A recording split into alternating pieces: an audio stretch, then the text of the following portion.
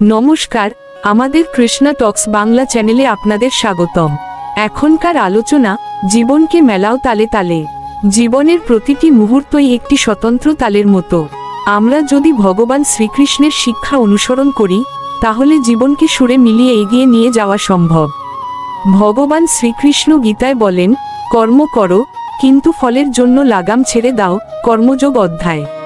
অর্থাৎ আমাদের কাজ করতে হবে, কিন্তু সাফল্য বা ব্যর্থতার চিন্তায় বিভ্রান্ত হলে চলবে না। প্রেম, ভক্তি এবং ধৈর্য, এই তিনটি মানসিক তালের সঙ্গে মিলিয়ে জীবনকে সাজাতে পারলে প্রতিটি পদক্ষেপ হয়ে ওঠে একটি সুরের মতো। গীতার ধ্যান ও নিষ্কাম কর্মের আলোকে আমরা শিখতে পারি ভবিষ্যতের ভয় ভুলে বর্তমানকে আনন্দময়ভাবে বাঁচাতে। ভিডিওটি ভালো লাগলে একটা লাইক দিন।